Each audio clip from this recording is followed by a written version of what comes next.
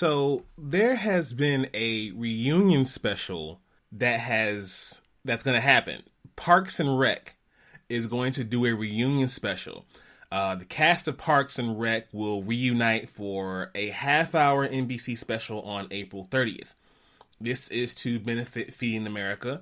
The show will find the Pawnee, Indiana's most dedicated public servant, Leslie Knope, determined to stay connected with her friends and colleagues during a time of social distancing. The show is going to have its core cast with Amy Poehler, Rashida Jones, Aziz Ansari, Nick Offerman, Aubrey Plaza, Chris Pratt, Adam Scott, Rob Lowe, Jim O'Hare, and Rita. They will all return for this special. NBC says some other familiar faces from Pawnee may return as well.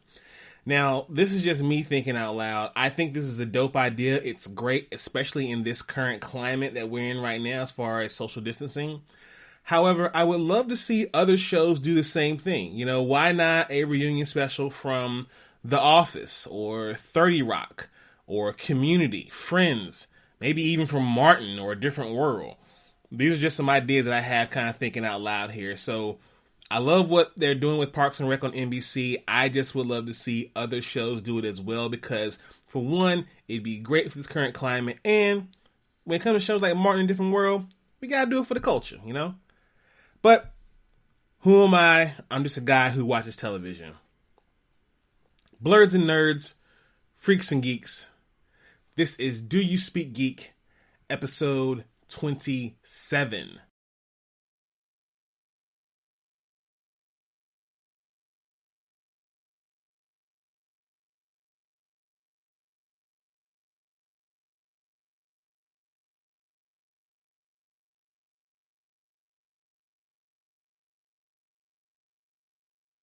What's going on, y'all? It is your host, Nix, coming to you from DYSG. Thank you if you're just joining us for the first time, and if you're a all-time listener, welcome back. We appreciate you listening and always following along what we do here at DYSG. The podcast, as always, is going to be hosted by Spreaker. It is where you can listen to episodes of DYSG and also other outlets like Apple Podcasts, Google Podcasts. You can listen on iHeartRadio, Spotify, and other major outlets. Again, thank you so much for everyone who's been following and listening. We are nothing without you at Do You Speak Geek. And also thank you for all the followers out there when it comes to our social media pages. Facebook at DYSG Media, Twitter at _Do You Speak Geek, and Instagram at Do You Speak Geek. The Donald and Daddy Show, as always, be sure to go there and subscribe. Be sure to like the videos. It is very important that you like those videos. Also, Hulk, smash that bell for all notifications if you want to keep up with what we're doing on the YouTube channel.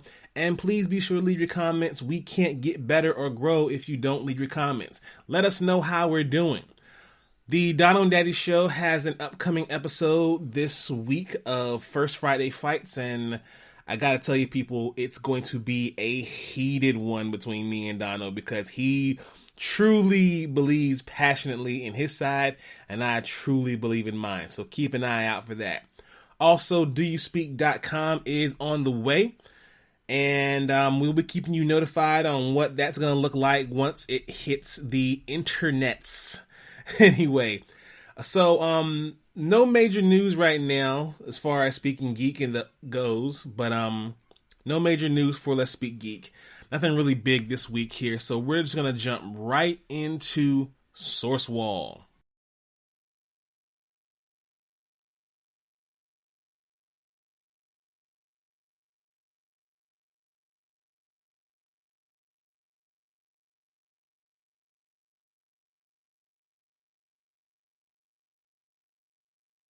So with Source Wall, we have Adventure Finders, Adventure, Monster, and Treasure number 3. Our heroes discover that the army of orcs that waylaid their caravan some weeks ago now have the Bavarius clan members and others captive. Lady Hermionia, whom Clariette hasn't seen in weeks, is happy to see her once again. They could leave now, but there's one last group of people to rescue. Against Lord Justinius' wishes, Clariette decides to send Anai, Joliffe, and Asog down to rescue the last batch of prisoners.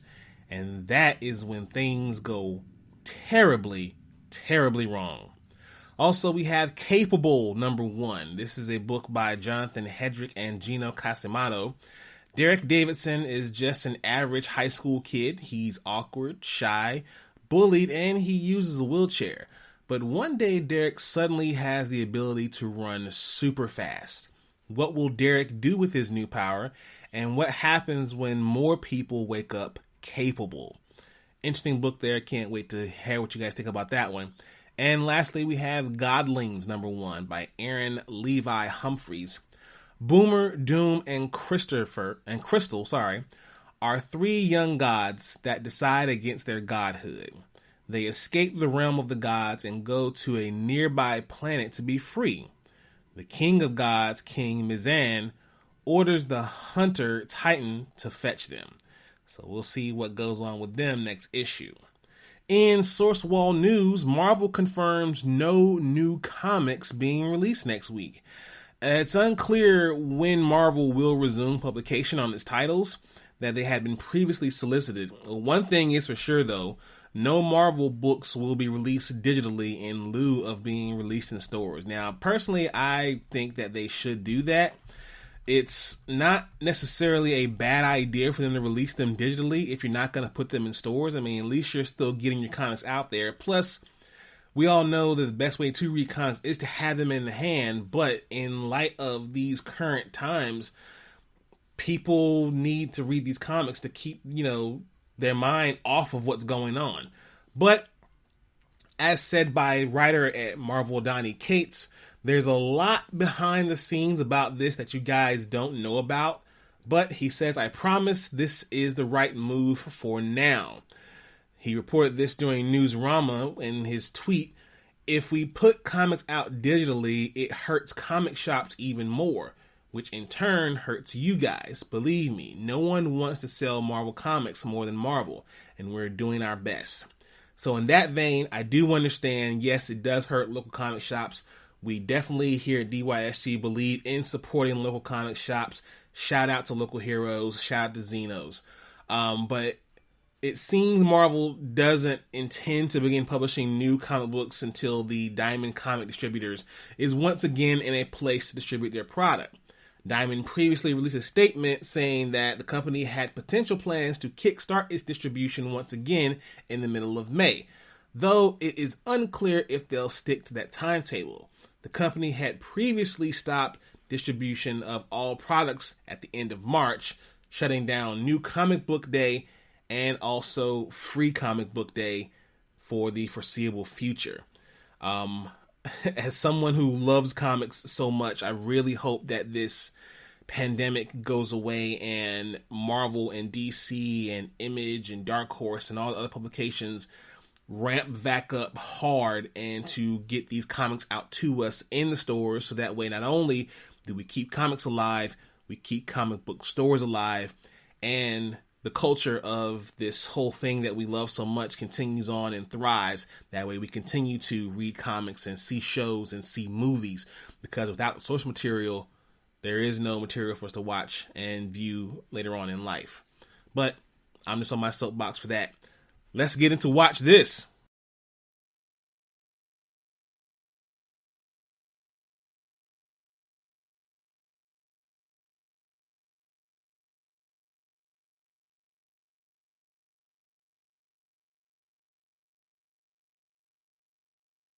So with Watch This, we have good news and bad news for the Venom sequel. One of the big 2020 holdouts in this year's various release date shakeups was Sony and Marvel's Venom 2, which had now been revealed to be titled Venom 2, Let There Be Carnage. Oh, can't wait, just because that title. The film was holding on to the date of October 2nd, 2020, but with it being in the middle of shooting right now, some expected the film to get a push at some point due to the nature of the coronavirus-related delays in movie production. That is now officially the case, because Sony and Marvel Studios have moved the movie back to June 25th of 2021, adding another big film to 2021's crazy slate of releases, and removing another big tentpole film from 2020's lineup. Now, as we all know, once this thing is over with, there's going to be a lot of movies that may not get seen immediately. So it's just really making these next couple of years extremely stacked when it comes to the movies that are going to be coming out.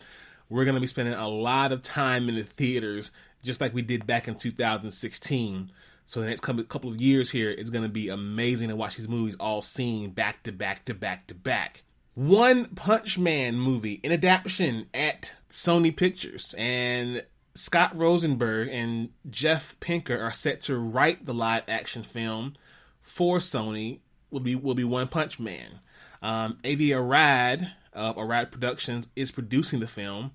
If you all don't know about One Punch Man, it's a hugely popular Japanese anime. It follows the story of Saitama, a superhero who can defeat any opponent with a single punch, but seeks to find a worthy opponent after growing bored by a lack of challenges in his fighting against evil. So I'm definitely hyped to see a One Punch Man movie. I wonder who they would cast as Saitama.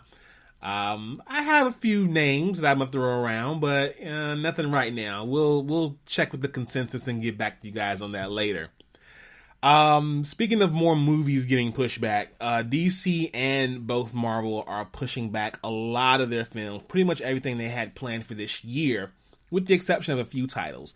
Now, DC is going to be pushing back Wonder Woman 1984 to the 14th of August of this year. Now, hopefully, if things still go well, that'll be probably the big movie that everyone goes out and sees once this pandemic and lockdown and quarantine is over. So hopefully that'll be the first big film we see. We also have coming up for next year, we got Suicide Squad, which is the new one coming out, the reboot from James Gunn. That should be next year, August 6th of 2021. We have Batman, which is the one we're seeing with, I believe this is Mr. Reeves' movie with Sparkle Vampire. I still call him that. And the Batman's coming out on October 1st of 2021. Black Adam will be the 22nd of December 2021. With 2022, we had The Flash coming out on June 3rd, Shazam 2 on November 4th, and Aquaman 2 on the 16th of December. Now, with Marvel Studios, they recently pushed back a couple of their big films. Thor, Love and Thunder is now being pushed back to the 11th of February of 2022. And Doctor Strange in the Multiverse of Madness is being pushed back to the 25th of March in 2022. Still remaining at their set dates right now is Black Panther 2, still going to be released on the 8th of May 2022. Captain Marvel has actually moved up a couple of spots, and she'll be releasing her sequel on the 8th of July 2022. As for next year, The Eternals is scheduled to be released on the 11th of February 2021. And we have Shang-Chi, The Legend of the Ten Rings, being released on the 7th of May in 2021. So a lot of things are being pushed back, a lot of things are being moved around, but they're going to be very stacked when it comes to the movies coming out within the next year and 2 years going forward. Also, we got some more TV, maybe even streaming news. The network, or I should say the streaming service of Disney Plus, is working on a new Star Wars series. Now, the series in works at Disney Plus, Variety has said, learning from sources, it hails from Leslie Headland, the co-creator and showrunner and executive producer of the critically acclaimed Netflix series Russian Doll. Details of the exact plot of the series are being kept under wraps, but sources say it will be a female-centric series that takes place in a different part of the Star Wars timeline than other projects. Headland is said to be attached to write and serve as showrunner on the series, with the show currently being staffed. Now, as a reminder, this is in addition to The Mandalorian Season 2 and the Rogue One prequel series with Diego Luna and Annie Tudyk reprising their roles of Officer Cassian Andor and K-2SO respectively. Now, I don't know what they're going to do as far as who's going to be in this show or what the show is about, but seeing how it's going to be a heavy female focus, I got a few things I want to put out there in the universe here. Why not a Dr. Aphra, very popular character in the comics. We could see a series with Osaka Tano and maybe Sabin Wren, with them going to look for my guy from Rebels. It could be a dope show just based off that alone. Maybe we can even retcon Mara Jade and give her her own show. Maybe Darth Talon. Maybe even the Night Sisters. So there's a few ideas they can put out there as far as a Star Wars show. If they have a female focus, I think those would be good ideas. What do you guys think? Also, HBO Max streaming service announces an official launch date. Yes, HBO Max will include loads of content from the HBO and Warner Brothers libraries, and it will be officially released in the United States on May 27th, which is probably a month from the day you're hearing this podcast. HBO Max will cost at $14.95 per month, the same price many customers are currently paying for HBO Now. And if you pay for HBO Now or have HBO through your AT&T or Charter or Spectrum providers, you will be automatically upgraded to HBO Max. The new service's library will consist of at least 10,000 hours of content, including all of the popular shows that air on HBO. Perhaps the biggest draw to HBO Max is the roster of the programs it will have available out the gate, and those aren't streaming anywhere else but HBO Max. The two services will house every episode and season of Friends and The Big Bang Theory, two of the most popular TV sitcoms in history, as well as the entire Studio Ghibli movie library. Now, HBO Max will also be the home of South Park, popular DC films like Joker, and any of the Batman and Superman films from the last 40 years. Any content from various Warner Media networks such as TNT, TBS, Cartoon Network, Turner Classic Movies, and Adult Swim will also be on HBO Max. The service will be free to Charter cable customers as well who already pay for traditional HBO and their paid TV packages, Charter and AT&T's Warner Media. So that's going to be a dope idea. My only thing is I'm ready for whenever the new original content is coming out, because a lot of it that I'm quite excited for, and I know a lot of you are excited for as well. Let's jump into Thumb Life.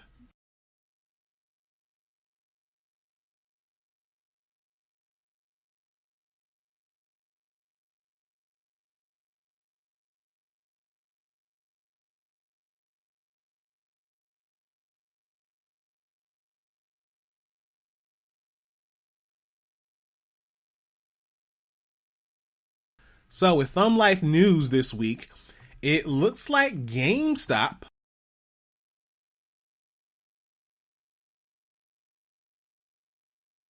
I know we all love GameStop here, but anyways, GameStop is planning to open their stores back up. After originally keeping some stores open in defiance in certain state government orders that shut down all non-essential businesses, GameStop's retail locations eventually transitioned to a curbside pickup, only to model to keep its employees and customers safe from the coronavirus. GameStop CEO George Sherman stated that since we closed stores to the public on March 22nd through omnichannel fulfillment, basically that means that they fulfill transactions online and other ways as well, we have retained over 90% of our planned sales volumes in the 2/3 of our stores that are conducting curbside operations, which is good.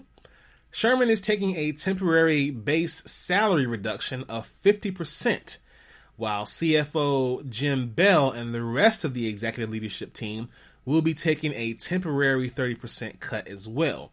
The board of directors has also reduced cash compensation to directors by 50%. Certain other employees will see their pay temporarily reduced by 10 to 30%. This is really not mentioning any store managers, ASMs, senior or regular game advisors. Yes, I do speak GameStop. I used to work at GameStop. But I don't know. How do we feel about the stores opening back up so soon? I mean, do we feel good about GameStop opening up? Is it essential? Do we even care? Do we even still shop at GameStop? I'll let you guys tell me what you think. Speaking of games, we're getting the Thumb Life news here. No WWE 2K21.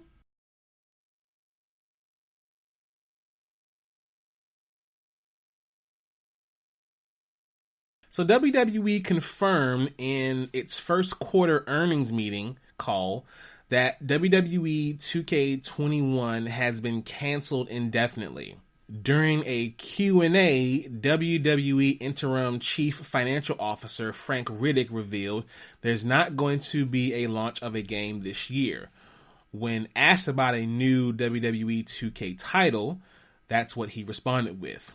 The confirmation follows rumors that WWE 2K21 was canceled this year. There's been some turbulence with the 2K series after the 2K20 was panned by critics for its poor performance, numerous glitches, and bugs. Trust me, I've seen a few of them myself. It was horrible.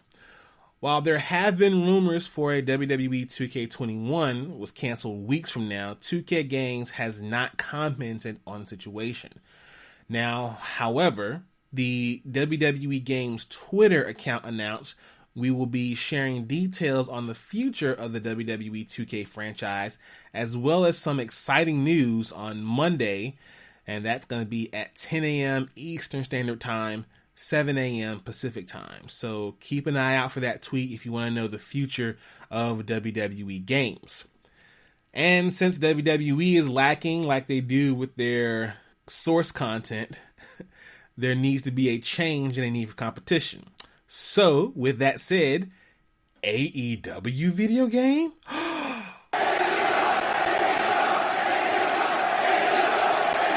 Back in July of last year, Matt Jackson and he's, if you don't know who Matt Jackson is, he's half of the pro wrestling tag team, the Young Bucks. He confirmed that there had already been talk of a possible video game for the promotion, All Elite Wrestling. Cody Rhodes took part of a Q&A on Wednesday with Bleacher Report where he gave an honest update on the AEW video game. He was replying to a fan who asked when a possible AEW game could come out. Rhodes replied during the Q&A session, "I'll give you the honest update. The AEW video game will be something all fans know about as we begin the process and as we move forward. If we were to make a very good game, which is our intention, it's going to take time.